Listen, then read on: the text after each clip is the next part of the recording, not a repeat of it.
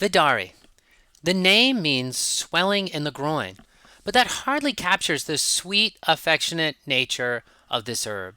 Vidari root, sometimes called Vidari kanda, kanda means bulb or tuber. Vidari is a sweet tasting, affectionate reproductive tonic and a cooling demulcent. It's one of my favorite herbs. The family of Vidari is Convolvulaceae, the morning glory family. And you may know that volvulus is a word that means twisting, and con means with. So this is the with twisting family. And I think that refers to the twisting nature of the vines. It may actually refer to the way the flower buds coil up as well. In any case, the botanical name of this species is Ipomoea digitata. And ipos means worm, and homeos means similar to or resembling. So Ipomoea means worm-like in Greek. Digitata is the word for the Latin word for equipped with fingers or finger-like. So this is the worm-like, finger-like plant. And as we look at the leaves of this plant, we can see exactly why it might be called digitatus. This looks like fingers, and there are 5 of them.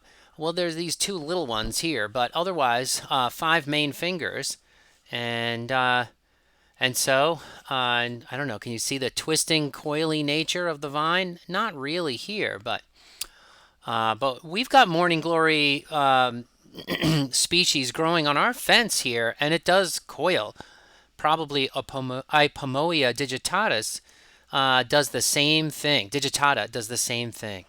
All right, a big note of confusion around this plant. The word Vidari is used for 2 plant species, Pueraria tuberosa and Ipomoea digitata.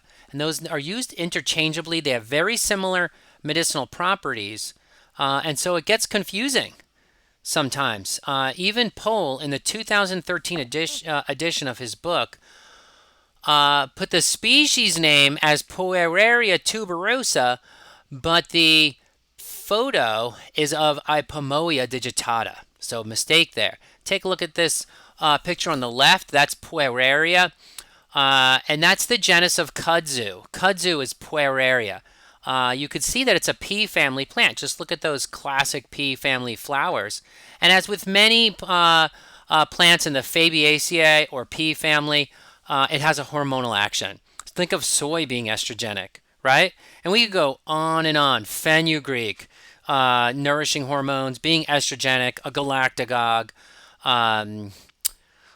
fenugreek. The list goes on of beans, licorice root, beans that have hormonal actions. So beans tend to have steroidal saponins in them. And anyway, okay, so this presentation today, what we're talking about is not Pueraria, but Ipomoea digitata. Why? Because that's the one that Banyan sells, and it's the one that's easier to get here in the United States.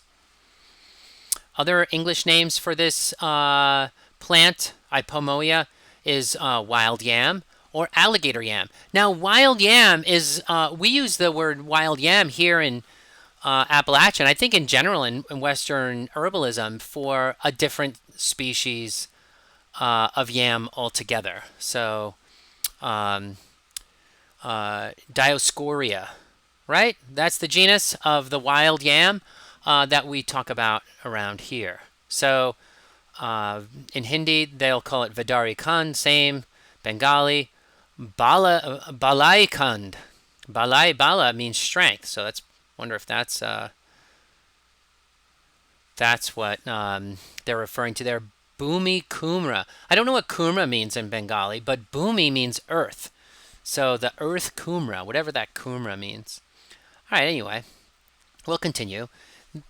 Vidari is, again, a sweet tasting, affectionate reproductive tonic, and cooling demulcent.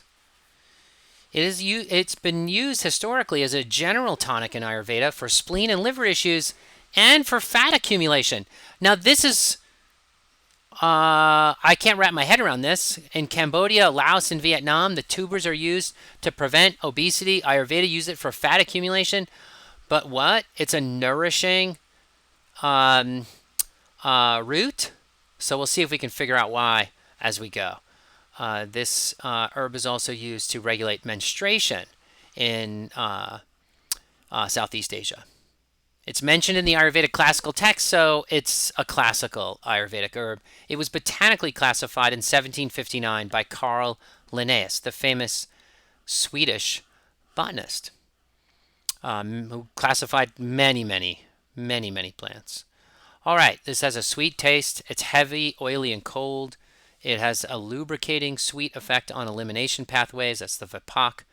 And it increases ama, and it's anabolic. Anabolic, but reduces fat accumulation. The tissue affinities are plasma, blood, muscle, reproductive, urinary, and lung. Let's just add that to the slide right here. Urinary and lung. Also, an affinity for lactation channels. Okay?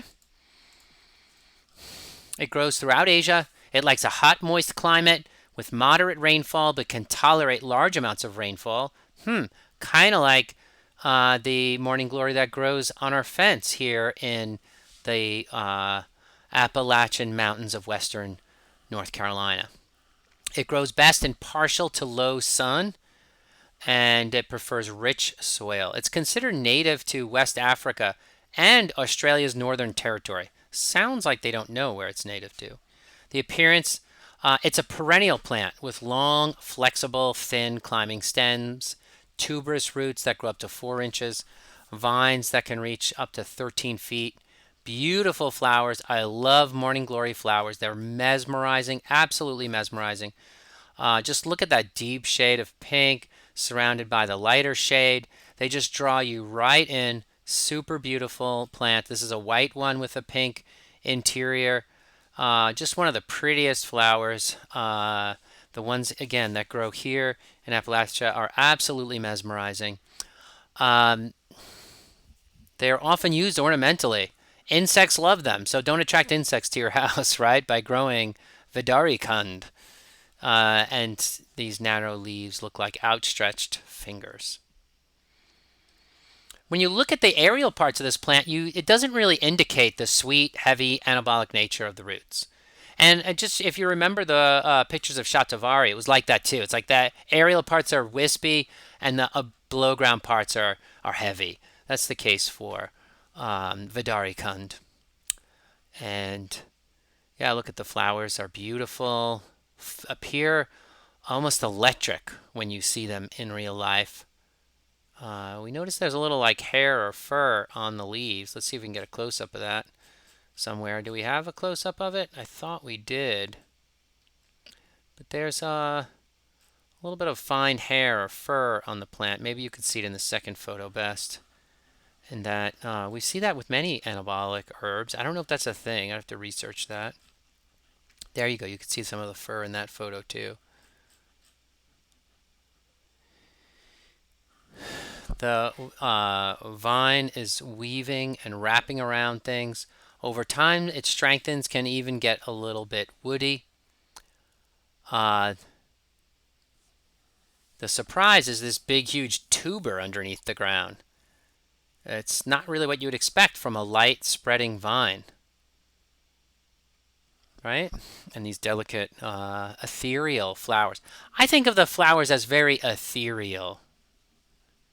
So this kind of looks like a giant sweet potato. Look when you cut up the root, it does look like a sweet potato that you buy from the store. Katie said that it kind of looked like insulation. It makes, looking at this herb makes her think of insulation, like, reflecting its anabolic nature. I always like to try to find ways to clue in on what these plants do just from looking at them. But the aerial parts are a complete surprise as to what the actual effect is.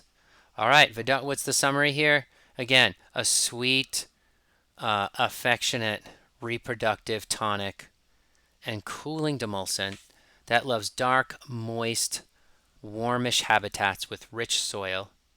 It has a kapha nature similar to its environment except in temperature. So the hot environment but a cool nature.